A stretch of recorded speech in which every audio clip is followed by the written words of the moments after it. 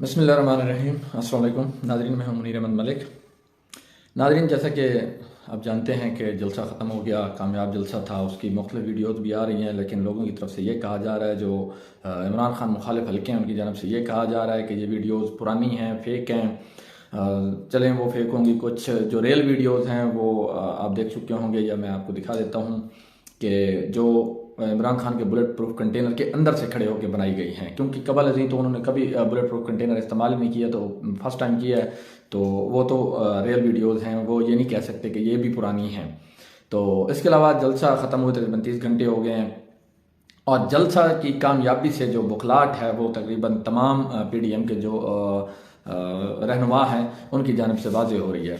और जिस चीज़ की तवक्को की जा रही थी कि मरीम नवाज़ कोई गलती करेंगी और वो गलती कर बैठी हैं, सिर्फ उन्होंने नहीं की, काफ़ी सारों ने कर दिया है। राना सनाउल्लाह का बयान आ गया, आपने देखा है, ख्वाजा साद रफ़ी के मंजे हुए सियासतदान हैं, और उनकी तरफ से भी जो है ना एक ट्वीट कर दिया गया है, जो कि उनकी बुखलाहट से जो है ना ज़ाहिर होता है कि ये उनका वो अब अपने होशो हवास में नहीं रहे।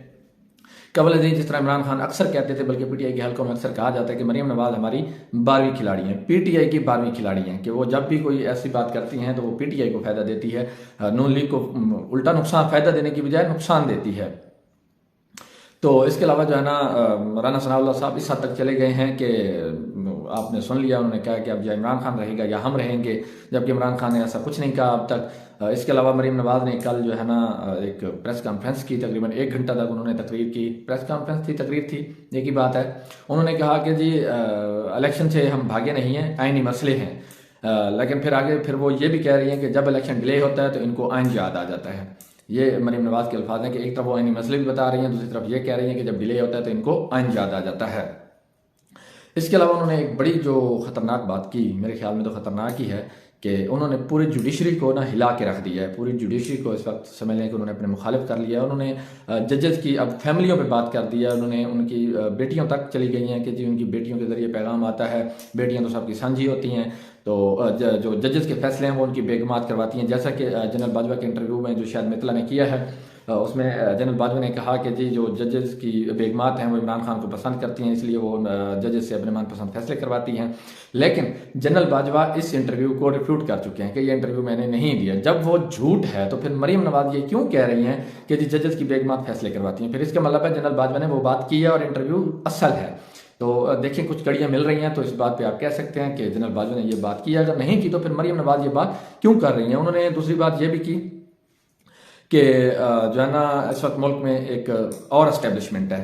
हम तो वैसे समझते हैं कि जो मिलिट्री एस्टेब्लिशमेंट है वही होती है, लेकिन उन्होंने एक जुडिशियल एस्टेब्लिशमेंट का जिक्र कर दिया है कि जुडिशियल एस्टेब्लिशमेंट जो है मतलब टोटल जुडिशरी जो है वो इमरान खान के साथ है और इमरान खान को वापस लेके आना चाहती है। पहले उन्होंने एक जज को टारगेट किया, फिर 2 को किया, फिर 3 को किया, मतलब जस्टिस मुज़ाहिर अली अकबर नकवी और इजाज़ अल एहसन और उसके बाद बंदियाल साहब, और अब उन्हें पूरी जुडिशरी को ही जो है ना लाहौर हाई कोर्ट के जस्टिस का, अब उन्होंने जो बेटी का जिक्र किया कि जी बेटी जो है ना उन बेटी के जरिए उनको पैगाम पहुंचाया गया, तो ये लाहौर हाई कोर्ट की जस्टिस की उन्होंने बात की है। अब देखें जजेस को भी गुस्सा तो आएगा, और गुस्सा आ चुका है उन्हें, क्योंकि जब बात उनकी ज़ात तक थी तो ठीक थी, लेकिन बात अब उनकी फैमिली तक पहुंच गई है, उनकी बेगमात, उनकी बेटियों तक पहुंच गई है। तो साफ ज़ाहिर है एक कामन से शख्स भी हो, अब जब कोई किसी की ज़ात पे, आप मेरी ज़ात पे हमला करें, मुझे इतना गुस्सा नहीं आएगा, तो चले मेरे तक बात है। जब आप फैमिली तक जाते हैं या किसी की भी फैमिली तक जाते हैं तो गुस्सा तो ज़ाहिर सी बात है, नेचुरल बात है कि गुस्सा आएगा कि आप फैमिली तक क्यों जा रहे हैं। अब मेरी ज़ात है, मेरी ज़ात तक रहें।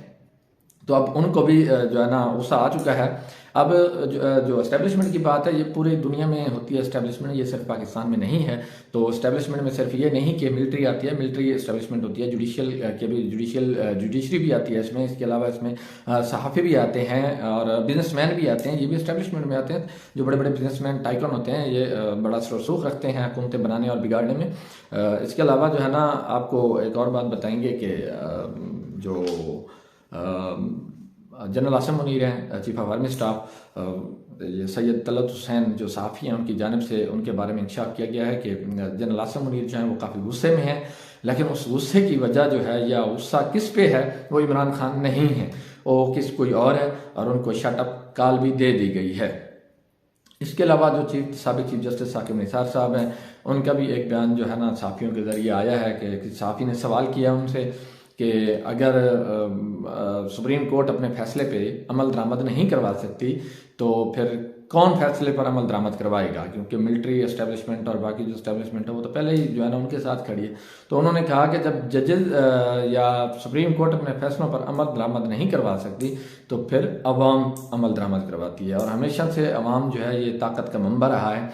ताकत हमेशा अवाम के पास ही होती है। जब अवाम निकलती है, अवाम खड़ी होती है अपने हक के लिए, तो फिर उसको कोई नहीं रोक सकता, कोई एस्टेब्लिशमेंट नहीं रोक सकती, कोई मिलिट्री नहीं रोक सकती, कोई भी उनके आगे नहीं आता।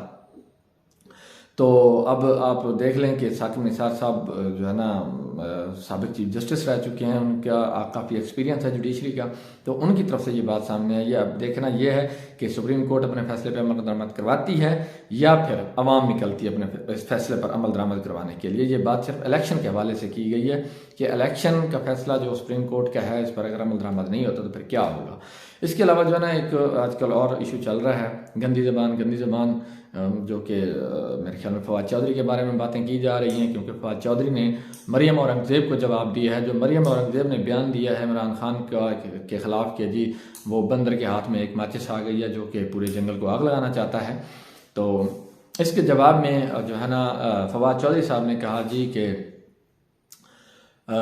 बाजारी औरत है या बाजारी बयान है। तो इस किस्म का उनका बयान आया, मैं पहले पिछले व्लॉग में बता चुका हूँ कि उनका क्या बयान था। तो चले मान लेते हैं फवाद चौधरी ने गलत कहा है, हम उनको डिफेंड नहीं करते कि उन्होंने ठीक कहा है। अगर उन्होंने कहा है तो वो खुद जवाबदेह हैं और वो उनको सुननी भी पड़ रही हैं, वो जवाब देंगे। लेकिन चलो ये तो मान लेते हैं फवाद चौधरी ने गलत कहा, लेकिन जो मरियम नवाज साहिबा हर जलसे में इमरान खान के ख़िलाफ़ अल्फाज इस्तेमाल करती हैं, नशई, बदबूदार, फट्टे के नीचे, चारपाई के नीचे छुपा हुआ है, चूहा बना हुआ है, तो ये कौन से जो है ना एथिकल अल्फाज हैं, इनको आप कह सकते हैं एथिकल वर्ड्स हैं। ये भी तो अनएथिकल बात है कि आप किसी लीडर को आप चूहा कह रहे हैं। या चलो इनसे भी, इमरान खान से भी हट जाते हैं, उनकी जो वाइफ हैं बुशरा बीबी, उनके बारे में कहा जाता है जी पिंकी पीनी, जादू टोने वाली, फलानी फलानी फलानी, आप सुनते रहते हैं, मीडिया के जरिए भी आप तक पहुँचती रहती हैं। तो क्या उनके बारे में कहना ठीक है? अगर फवाद चौधरी उनको कह रहे हैं तो फिर वो गलत है, तो फिर वो भी गलत है। लेकिन मैं बात करना चाह रहा हूँ उन जो है ना मौसमी मेंढकों पर, जो जब भी नून लीग के खिलाफ या मरियम नवाज या मरियम औरंगज़ेब के खिलाफ कोई बात होती है, तो फिर ये मौसमी मेंढक जो होते हैं, सहाफ़ती मेंढक जो हैं, साफ़ी ये निकल आते हैं जी ये गलत क्या है, ये गलत क्या है, ये औरत कार्ड शुरू हो जाता है जी ये औरत थी और औरत के बारे में ये क्यों कहा गया है, और आगे से उनका भी यही जवाब होता है जी ये औरतों पर ये तज़हीक करते हैं ये वो। तो क्या जो बुशरा बीबी हैं वो औरत नहीं है? क्या वो किसी की बीवी नहीं है? क्या उनकी इज्जत नहीं है? क्या यही जो एक क्राइटेरिया है जो मरियम नवाज या मरियम औरंगज़ेब के लिए वो उन पे जो है ना लागू नहीं होता? तो मेरे ख्याल में तो ये आप अच्छी तरह जानते हैं कि अब आवाम बेहतर जानती है, सोशल मीडिया का दौर है, आप तक हर खबर पहुंचती है ट्विटर के ज़रिए। अगर और कोई नहीं, ट्विटर के ज़रिए तो ऑथेंटिक न्यूज़ आती रहती हैं आप लोगों तक, क्योंकि वहाँ पे ऑफिशियल ट्विटर अकाउंट्स होते हैं लीडर्स के। इसके अलावा जो है ना जो सैयद तलत हुसैन ने खबर दी है, मैं पहले भी बात कर गया हूँ, तो उन्होंने कहा है कि army chief of army staff और आर्मी की जो टॉप जो लीडरशिप है ना, उनमें काफ़ी गम गुस्सा पाया जा रहा है, और वो किस पे है? वो इमरान खान पे नहीं है। आगे ये नहीं बताया गया कि किस पे है, लेकिन वो इमरान खान पे नहीं है, और ये कहा गया है कि वो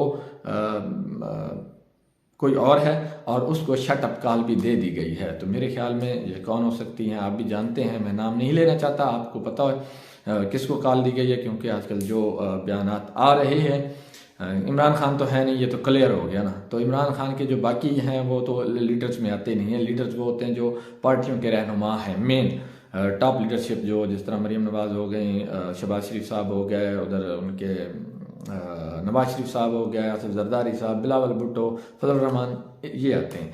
तो साफ ज़ाहिर है फिर कौन हो सकता है, ये आप अच्छी तरह जानते हैं। तो इंशाल्लाह अगले व्लॉग में आपको बताएंगे कि वो कौन है, और इसका जो है ना उनको क्या शटअप कॉल दी गई है, और उनका आगे क्या रिएक्शन है। इसके अलावा आपको बताते चलें कि इमरान खान जो है वो Lahore high court, Islamabad high court की तरफ रवाना है, और वो वहाँ पहुँचने वाले हैं। उनका काफ़िला लाहौर से रवाना हुआ, और इस वक्त मोटरवे पर इस्लामाबाद की तरफ रवाना है, तकरीबन पहुँचने वाला है। तो आज इमरान खान की पेशी भी है, वो भी देखें कि क्या खड़ाक आता है। इसके अलावा राना सनाउल्लाह ने जो अपना बयान दिया इमरान खान के खिलाफ कि या तो इमरान खान बचेगा या हम बचेंगे, या इमरान खान नहीं या हम नहीं, तो ये बयान उनके गले पड़ने जा रहा है। और कैसे PTI ने उनका ये बयान इंग्लिश में ट्रांसलेट करके जो है ना पूरी दुनिया की जो पार्लियामेंट्स हैं उनमें भेजने का बयान जो है ना इरादा कर लिया है कि वो इस बयान को इंग्लिश में ट्रांसलेट करके पूरी दुनिया की पार्लियामेंट में सुनाएंगे। तो अब राना सनाउल्लाह साहब खुद अपने जो है ना बयान पे फंसने वाले हैं। अब देखें कि पीटीआई इस पर क्या हिकमत अमली बनाती है और क्या होता है, तो ये तो आने वाले दिनों में पता चल जाएगा। फिलहाल के लिए इतना ही। मेरे इस यूट्यूब चैनल को सब्सक्राइब करना और वीडियो को लाइक करना ना भूलिएगा। अल्लाह हाफिज़।